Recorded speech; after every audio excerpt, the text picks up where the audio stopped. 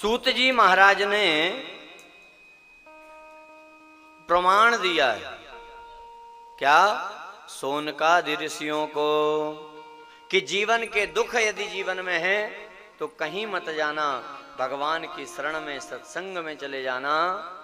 और जैसा भी जीवन रहा हो यदि भगवान से जुड़ जाएं, इतनी योग्यता ना हो तो भगवान की कथा से जुड़ जाएं तो भी पार हो जाते हैं। हाँ, ये प्रमाण दिया है। और जब ये सुना तो शौनकादि ऋषियों ने पूछा क्या किस ग्रंथ की रचना कब हुई, कैसे हुई, किसने की? तो सूत जी बताते हैं कि श्री वेद व्यास जी महाराज ने इसकी रचना की। सुनाने लगे सूत जी महाराज कि व्यास जी महाराज अपने आश्रम में नदी के किनारे बैठे हैं, उदास अशांत, और देख के धर रहे हैं। संत सुनाते हैं जिधर से बहकर के नदी आ रही है उधर नहीं देख रहे, नीचे की तरफ देख रहे हैं।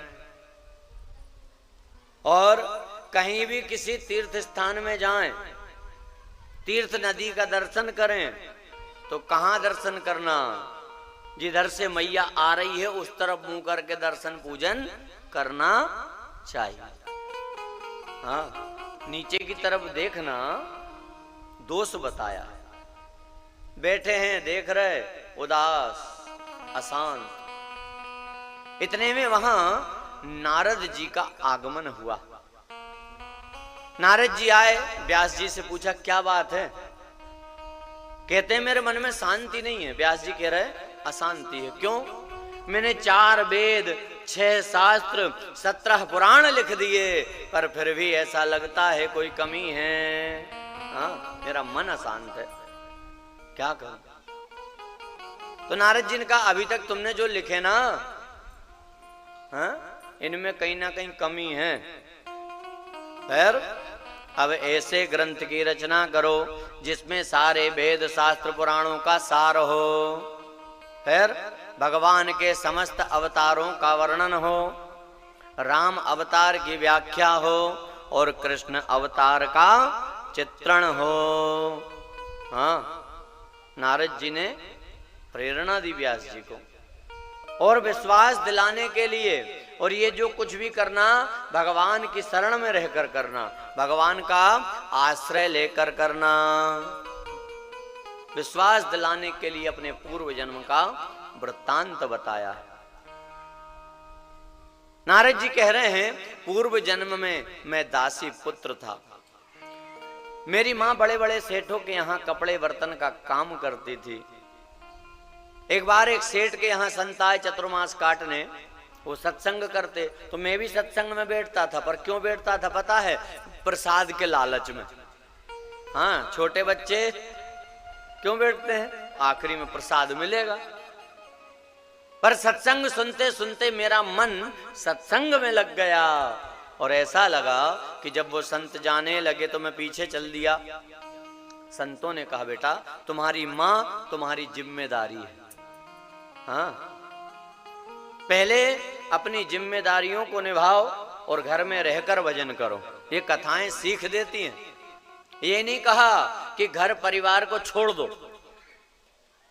हाँ, घर परिवार में रहकर जिम्मेदारियों का निर्वहन करते हुए जो भक्ति भी करता है वही सच्चा भक्त बन जाता है। हाँ,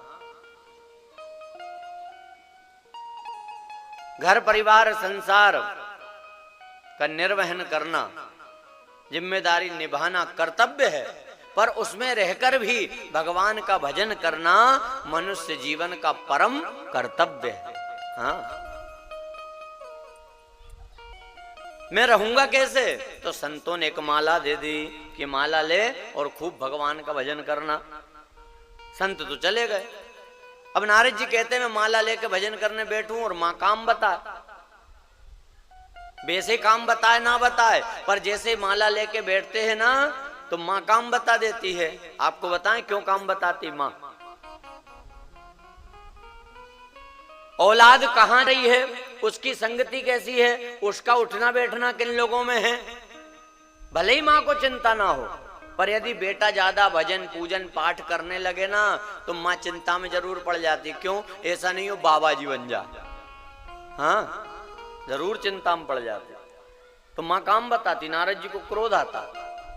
नारद जी कह रहे हैं मेरा मन भगवान में लग गया और भगवान की कृपा भी हो गई कि मेरी माँ मर गई। नारद जी कह रहे मेरी माँ मर गई। किसी ने आके कहा तुम्हारी माँ मर गई तो मैं रोया। एक आंख से गर्म आंसू, एक आंख से ठंडा आंसू। गर्म आंसू है दुख का कि मेरी माँ मर गई है, अब मेरा ध्यान कौन रखेगा, और ठंडा आंसू खुशी का है। खुशी किस बात की? अच्छा हुआ मर गई। क्यों? भजन में विघ्न बनती थी, बाधा डालती थी। हाँ?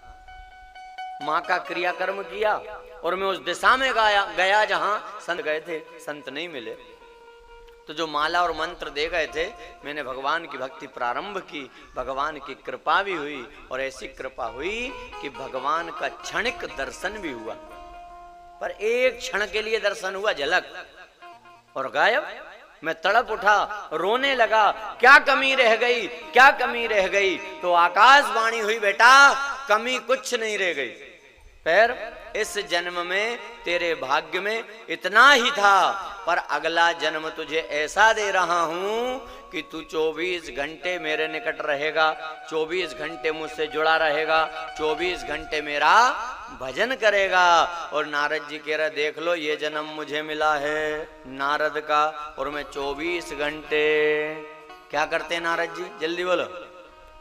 हैं? अरे बोलो ना जोर से। श्रीमन नारायण नारायण नारायण, श्रीमन नारायण नारायण, एक ही काम है। श्रीमन नारायण नारायण नारायण, श्रीमन नारायण नारायण नारायण, श्रीमन नारायण भवतारायण,